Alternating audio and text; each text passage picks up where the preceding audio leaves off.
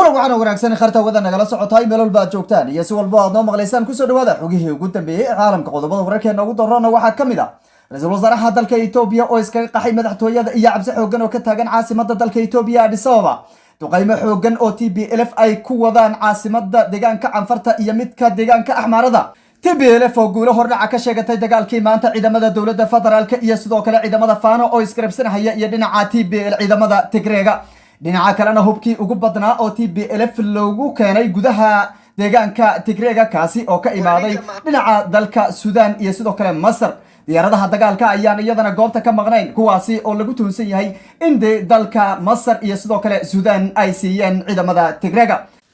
taliyaha ciidamada dalka Itoobiya ugu sareeya ayaa sheegay inay soo taaban doonaan Maqale una ka duwan yahay dagaalka Tigreega ay la galahayaan kii sanadkii hore ama sanadihii horeba ay la galeen wuxuuna sheegay in awoodda ugu dambaysa ay u adeegsan doonaan taasi oo ay doonayaan inay ku burburiyaan gabi ahaanba ciidamada Tigreega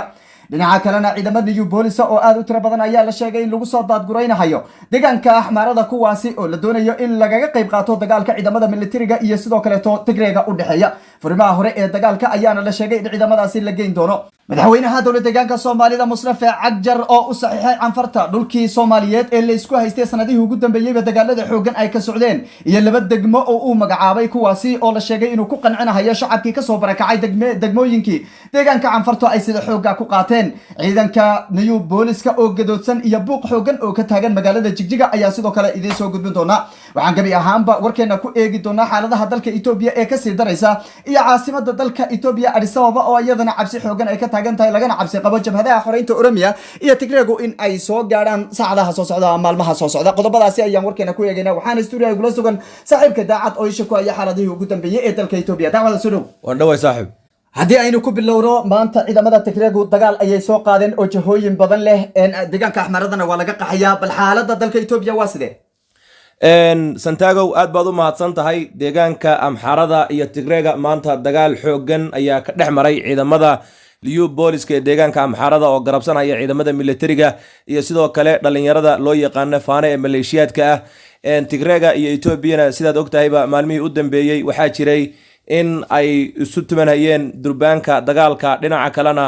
ay isu soo jeedinayeen hanjabaadyo kala duwan iyo in labada dhinacba uu dhinaca kale ku eedeynayay inuu ka baxay heshiiskii xabad joojinta iyadoo sidaad ogtahayba Itoobiya dhanka kale ay soo jeedinaysay in dagaalo ay ka qarxi doonaan intaasi wixii ka dambeeyay xogaga Tigreega saaka waxay soo qaadeen dagaal xoogan oo wajiyo badnaa kaasoo ay ku soo qaadeen deegaanka Amxaarada iyo sidoo kale deegaanka Canfarta waxaana la sheegayaa in Tigreegu ay tilaabo aad laxaad u la ku soo qaadeen dhinaca deegaanka Amxaarada maantana ay qabsadeen magaalada Qobo sidoo kale ay ku soo socdaan buuraleyda magaalada Dhasay iyo sidoo kale Kombolcha oo ahaa goobihii horay ay u haysteen ciidamada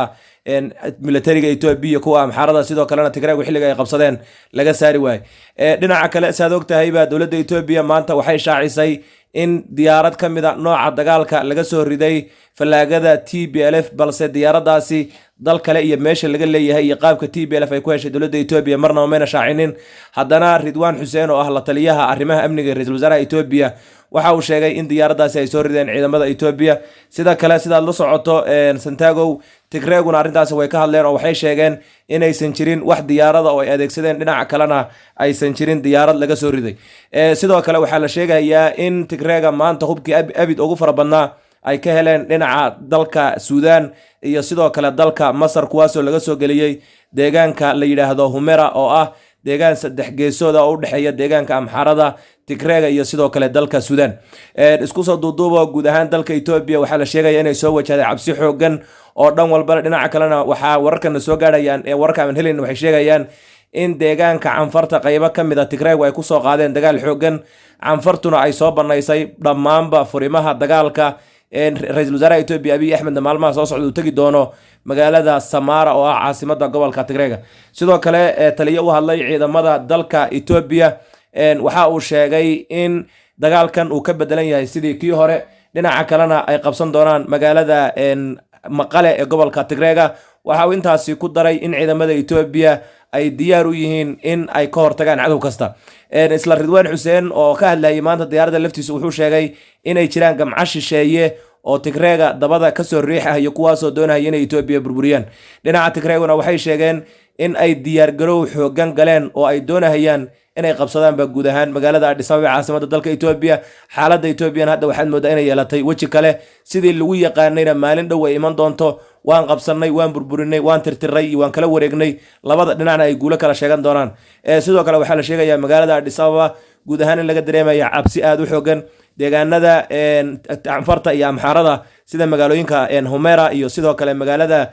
Samara iyo sidoo kale magaalada Gondar iyo Bahardar waxaa la sheegay in laga dareemayo sidoo kale ayaguna cabsi aad u xoogan. ciidamo fara badan ayaa halka lagu arkaya. wahagaag taliyaha ciidamada dalka Ethiopia wuxuu sheegay in dagaalku uu ka duwan yahay dagaalkii ay horay dowladda federaalku ay ku qaaday Tigreega. wuxuuna sheegay in awood casri ah ay u adeegsan doonaan ama awoodda ugu dambeysay ay u adeegsan doonaan. ma isleedahay awooddaasi waa mid jirta misena waa hanjabaadiyay awalba ay hawada isku marinayeen? saad ogtahayba Santiago Ethiopia markuu dagaal qarxo qolo kasta waxay sheegataa guul hordhaca iyo sidoo kale go'aamo degdeg ah iyo sidoo kale in ay sheegtaan awood ayna lahayn. sidaad ogtahayba dagaalkii u dhaxeeyay TPLF iyo dowladda Ethiopia TPLF waxay ku soo qaaday dagaal xawli ah magaalada Addis Ababa. waxay u soo jirsatay wax ka yar 120 kilomitir. ciidamada Ethiopia xilligaasi way ka midaysnaayeen, way ka muwaafaqa fiicnaayeen, sidoo kalena way ka fara badnaayeen. laakiin maanta oo Ethiopia aysan kalsooni isku qabin, ciidamada Ethiopia ay kala shakisan yihiin, saraakiisha ugu sarreysay la cunay, dagaalkii Tigreeg hore ay ugu baaba'een, Tigreeg aan gacan lagu haynin, xaaladda Ethiopia maanta ay iswada aamini laadahay, Oromo dhinaca kale ay xagan ka hanjabayso. ilaa ma aha in Ethiopia dagaalkan ay ku keeni karto guul weyn. waxayna u muuqataa in Tigreegu ay culays xoogan soo saari doonaan dalka Ethiopia. sidoo kale waxaa jirta in jamhadda xoreynta Oromia ay iyaduna sheegtay in Tigreeg ay u furi doonto jidad fara badan, sidoo kalena ay kusoo dhaweyn doonto magaalada Addis Ababa. waxaad ogeyd in jamhadda xoreynta Oromia Tigreegu intii Addis Ababa ay usoo dhawaayeen ay mar heshiiyeen, ayna ku heshiiyeen dhinaca nooca Addis Ababa loo qaban hayo, balse diyaaradaha Bayraktar TB2 ee dalka Turkiga uu leeyahay markii loo adeegsaday Tigreega in Tigreega dib loo jabiyay laguna celiyay magaalada Maqale, halkaan uu ku burburay heshiiskii labada dhinac. wahagaag dhinaca kale waxaa soo baxaya iyadana dowladda federaalku in ay sheegeen diyaarad dagaal inay soo rideen, diyaarado kalena ay jiraan oo kooxahan ay ka haystaan. xaggey ka heli karaan diyaaradahani maadaama gobolka Tigreega uu go'doonsanaa sanadihii ugu dambeeyey oo dowladdu ay cunaqabatayn saartay? xadadka Tigreegu uu wadamada kale la leeyahayna ay tahay oo kaliya Suudaan iyo sidoo kale Eritreana ay dowladda federaalka heshiis la tahay, dhinaca Suudaanna ciidamada military ay joogaan. saad ogtahayba Santiago Ethiopia dagaalkan waxay rabtaa inay ka dhigto dagaal heer caalami ah oo ay soo geliso wadamada Masar, Suudaan iyo sidoo kale Soomaaliya iyo dal kasta oo ay wax kala dhaxeeyaan. sidoo kale Ethiopia waxay doonaysaa inaysan dagaalkan ka dhigin dagaal u dhaxeeya Tigreega iyo ciidamada Ethiopia ee ay ka dhigto dagaal ay ku jiraan quwado kale. iyadoo taas adeegsanaysana Ethiopia waxay isku dayi kartaa in ay samayso fal kasta oo ay ku doonayso in ay ku sheegto in wadamo caalami ay dagaalkan qayb ka yihiin, Masar iyo Suudaan lagu eedeeyo. laakiin Ridwaan Xuseen la taliyaha arrimaha amniga ee ra'iisul wasaaraha Ethiopia Abiy Ahmed warka uu maanta soo geliyay sawirkii diyaaradda ee burbursanaa markii uu ka saaray, markii la baadhayna waxaa la sheegay diyaaradani inaysan ahayn mid gudaha Ethiopia ku burburtay, inay tahay mid ka burburtay dalka South Korea oo sawirkeeda uu ka soo qaatay Google. marka Ethiopia waxeedu waa iska propaganda been iyo kutirikuteen iyo waxba kama jiraan, iyo sidoo kale inay doonayso in arrin aan meesha oolinba ay meesha keento. TPLF-na aan laga dhigin wax dagaalka ku haya ay ka dhigto wadamo caalami inay soo weerareen dalka Ethiopia. wahagaag dhinaca kale waxaa soo baxaya dowlad deegaanka Soomaalida ciidamada New Police in lagu soo daadguraynaya furimaha hore ee dagaalka deegaanka Axmaarada.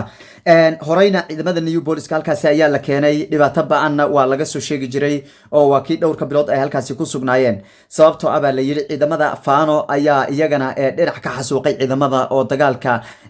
dhinacii loo wajahay mooyeen dhinac kale markii dambe qabiileeyay. bal xaalka ciidamadaasi iyo ujeedka laga leeyahay ee ciidamada loogu soo daadguraynayo xilli dowlad deegaanku uu dagaalo baahsan isaga naftigiisa oo argagixisada ay kusoo qaadeen oo haysto, dhinaca kale deegaanka Canfartu ay weeraro kusoo qaadeen oo dhul badan oo dowlad deegaanka Soomaalida ama shacabka Soomaaliyeed ay lahaayeen ay xoog ku haystaan. maxay tahay sababta iyo baahida loogu ciidamada New Police loogu soo diray dowlad deegaanka Soomaalida? sidaad ogtahayba Santiago ilaa iyo hadda ma caddo war rasmi oo sheegaya in ciidamada New Police ee dowlad deegaanka Soomaalida lagu daldalayo furimaha hore ee dagaalka, balse waa tuhun laga qabo maadaama madaxweynaha dowlad deegaanka Soomaalida Mustafa Maxamed Cumar uu aad u taageero qoomiyadda Amxaarada, sidoo kalena uu ahaa madaxweynaha kaliya ee ciidamada New Police u diray xilligii ay socdeen dagaalada Tigreega iyo Ethiopia. dhanka kalena la aaminsan yahayba in madaxweynuhu ay saaxiibo yihiin sidoo kalena isku hadlayn xoogan uu ka haysto saad ogtahay deegaanka soomaalida xilligan waxaa ka jira ismaandhaaf u dhexeeya dhulka soomaaliyeed ee lagu wareejiyey canfarta xilli maanta madaxweynaha dowlad deegaanka soomaalidana uu sheegay in 2 degmo uu u magacaabay ama uu ansixiyey gobolka city taasoo macnaheedu tahay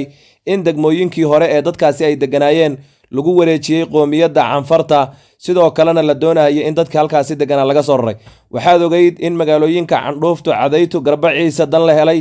in shacabka canfartu ay soo weerareen ayaga iyo ciidamadooda militariga iyo kuwooda liyu booliska ah kadibna ay la wareegeen in ka badan 400 oo askari oo liyu boolisa lagu baabiiyey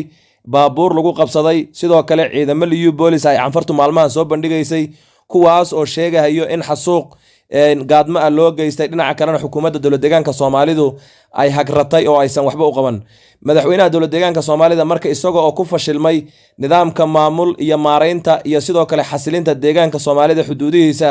waxaad moodaa in siyaasadii hadda uu dhinaca kale u rogay sidoo kalena uu doonayo in shacabka Soomaaliyeed dhulkoodii uu ku wareejiyo deegaanka canfarta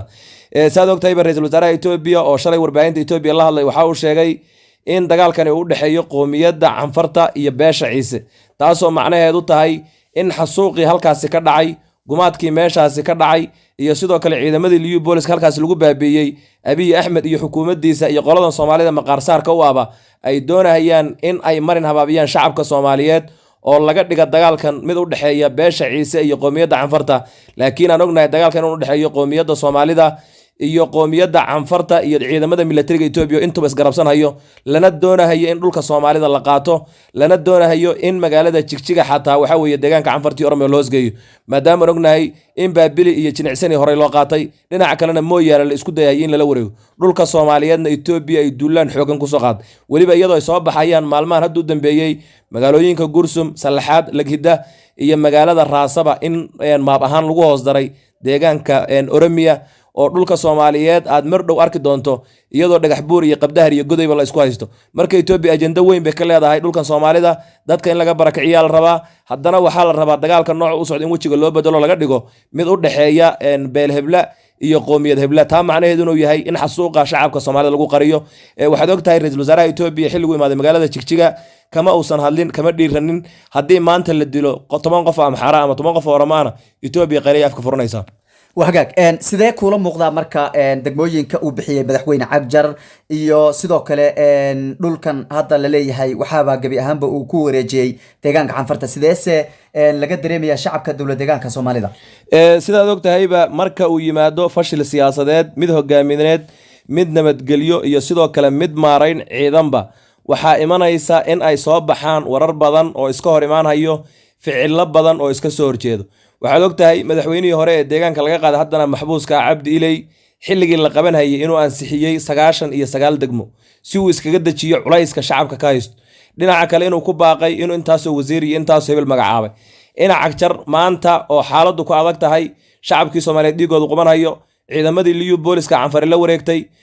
dhulkii Soomaaliyeed canfar qaadatay oo magaalooyin Garbaciisa iyo Cadheyti iyo Candhuufta iyo dan la helay ay maanta gees walba canfar ka soo gashay inuu yiraahdo 2 degmaan magacaabaya taasi macnaheedu waxa weeye dhulkii Soomaaliyeed la isku haystay ee canfar gardarrada ku haysatay waxaan ku wareejiyay canfar waana ku fashilmay inaan difaaco waana ku fashilmay inaan dhulkaasi shacabka Soomaalida dib ugu soo celiyo hadalkii hore in Cagjar uu yiri ah dhul Soomaali taaga kama tanaasulhayna waxay u muuqataa inuu been ahaa maqaar saarkan maanta deegaanka haystaan dhulka Soomaaliyeed uu canfar ku wareejiyay taa bedelkeeda guud ahaan magaalada Jigjiga iyo deegaanka Soomaalida waxaa ka taagan buuq aad u xoogan oo sababi doono in mudaharaadyo ay ka dhacaan deegaanka Soomaalida lagaga soo horjeedo dadkan Soomaaliyeed ciidamada liyu booliska iyo xasuuqa halkaasi ku dhacay shacabka Soomaaliyeedna kulay go'aanka ka qaadan iyaga iskale وهجاك ugu dambeyntii dalka Itoobiya jahooyin badan ayaa iyo ka ololaya oo dagaalo ay kaga socdaan shacabka dowlad deegaanka Soomaalidana waxaa jiray ururo u dagaalamaya xorriyadda dowlad deegaanka Soomaalida iyo in Itoobiya laga go'o bal xaalku sidee kuula egyahay sideysa shacabka Soomaaliyeed ay uga maaragtay uga faa'iideysan karaan xaaladahan ka taagan gudaha dalka Itoobiya sidaad ogtahayba afhayeenka ururka Wanalef oo shalay ka hadlay warbaahinta qaybo kamida waxa uu sheegay in qadiyada galbeedka city gaar ahaan deegaanada Cadeytu Candhuufta Cayshag iyo Garbaciisa iyo dan la helaba inaysan ahayn mid gorgortan geli karta. Dhinaca kalena shacabka Soomaalida waxa uu ugu baaqay in dhulkaasi laga gala dagaal, la soo ceshado, canfartana lagala hortago dagaal cadaan sidoo shalay sheegay wey. Marka Soomaalidu waxaad moodaa jamhadihii ka dagaalamayay gobonimo doonka inay maanta u xiistay, balse waxaa loo baahan yahay in shacabka Soomaaliyeed ay dib isu abaabulaan si qadiyadooda iyo dhulkooda ay dib ugu soo ceshadaan. aad iyo aad baad u mahadsantahay. kaasi wuxuu ahaa saaxiibka daacad oo inala socodsiinaya xaaladihii ugu dambeeyey ee dalka Itoobiya. daawadaal idinkana waad mahadsantihiin. wararkeena xiga intaan ka gaadhaynana waxaan idinka tegaynaa amaana Allah.